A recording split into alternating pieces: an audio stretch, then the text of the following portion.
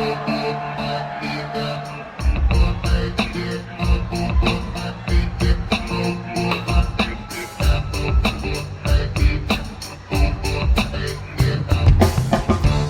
just running a quick tabletop review of the Surefire SOCOM Mini sound suppressor.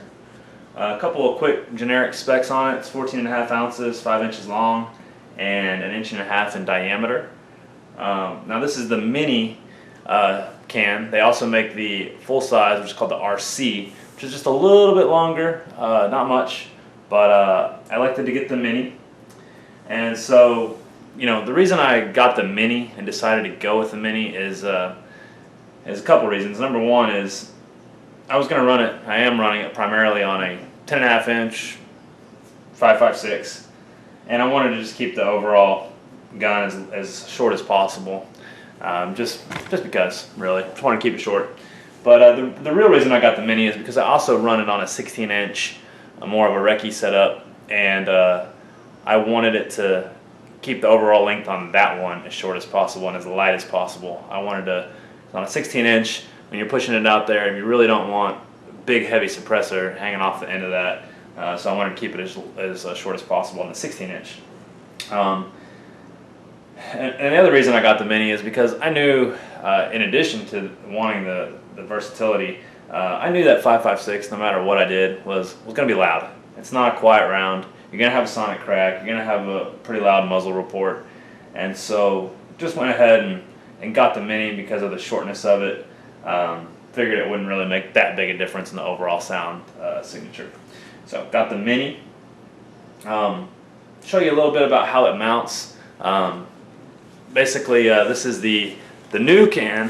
Surefire had some other suppressors a while back, but they came out with the SOCOM brand one because they did like some sort of military competition contract to develop the new military approved SOCOM suppressors, and apparently Surefire won that competition and came out with this design, which is fantastic.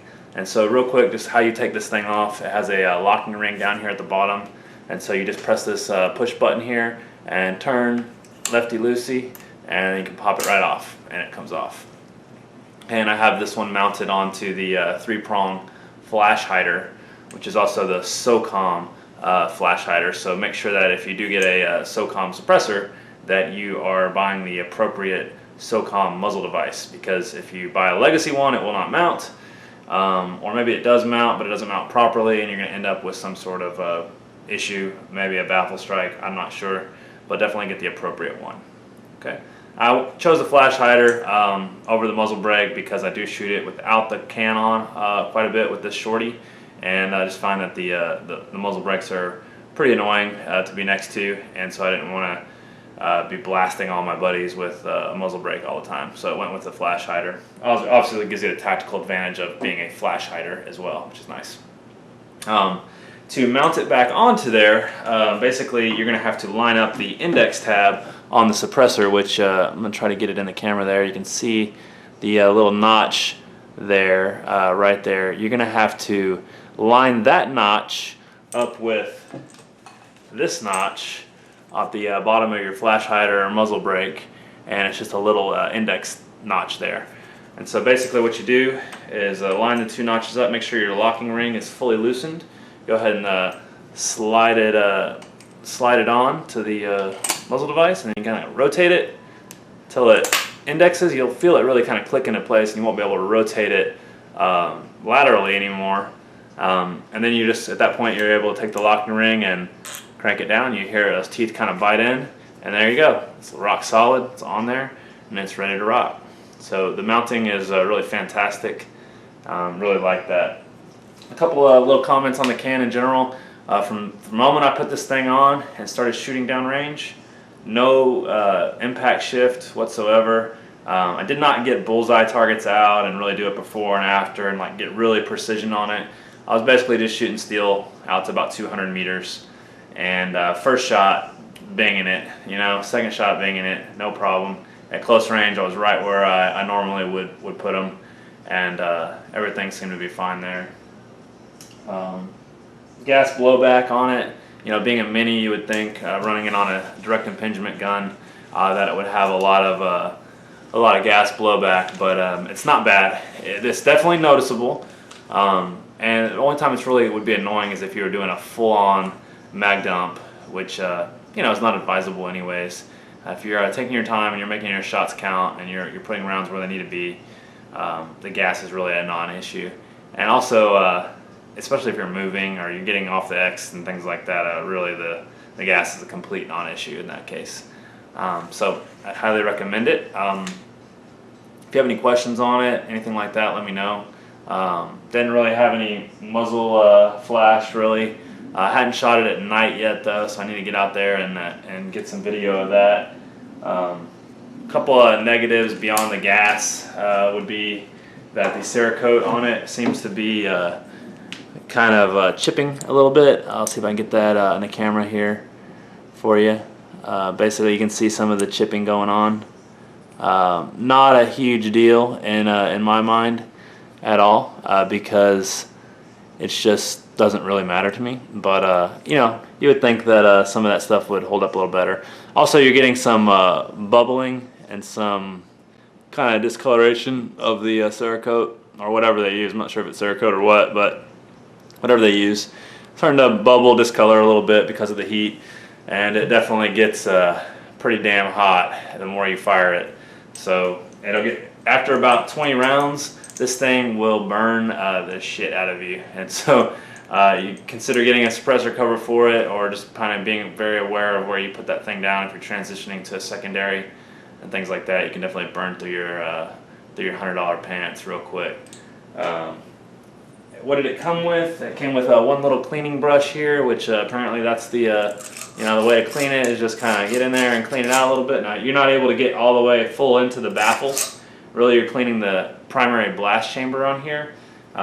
There's no really recommended cleaning on this thing. It's kind of like a car muffler, and that way you just kind of run it. I do find that it gets the, of course the gun is going to be super dirty anytime you shoot with a suppressor, but it does kind of lock up and seize up onto the muzzle device, and so that's something to just kind of be aware of. What I've been doing is just number one, trying to keep the muzzle device clean and wiped off, but then I'll apply just a light coat of whatever CLP, this is Frog Lube I think on here, and it just kind of keeps the carbon from adhering as hard to it.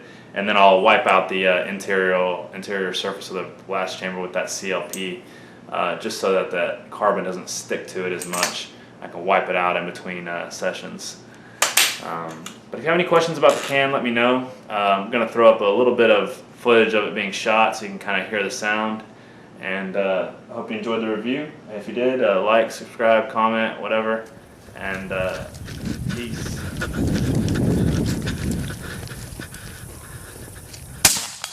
Hit. Hit. Hit. Hit. All right, moving. Moving right.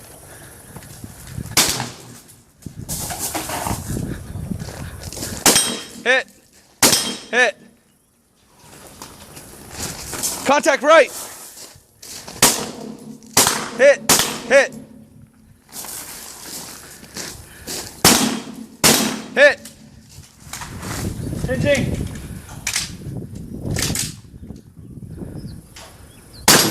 Hit. Hit. Check.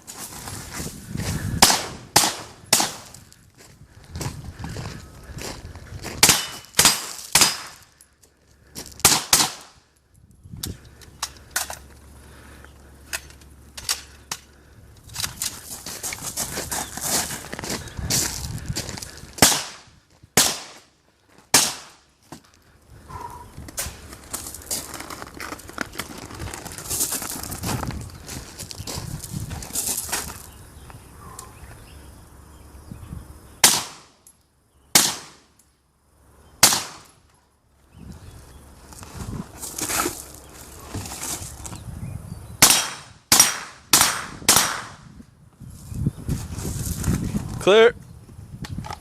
And so after watching some of the video of it being shot, you can definitely get a feel for how quiet it is, especially when it's in the open.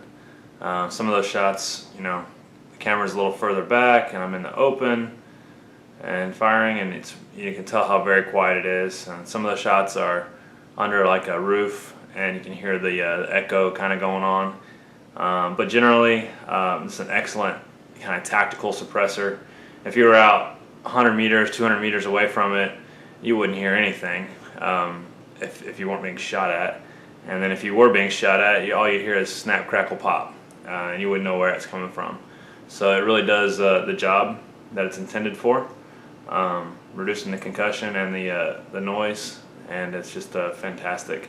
One issue that you might have noticed in the shooting portion was that the bolt is not always locking open on the last shot, which is pretty standard stuff for suppressor. It does happen.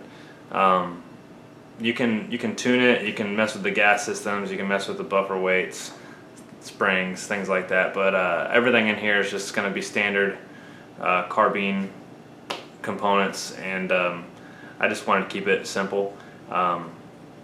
Sometimes it locks open, sometimes it doesn't. If it doesn't, then obviously I'm going to be just putting that mag in and working the charging handle to load it. Or if it does lock open, then obviously I can use my bolt catch or my little bad lever thing here. And either way works. But just whatever happens, happens. It is kind of unsettling when you try to take a shot and all you hear is that click, and you're like, oh my god, you immediately go into that reload. But either way, it's just part of the game. So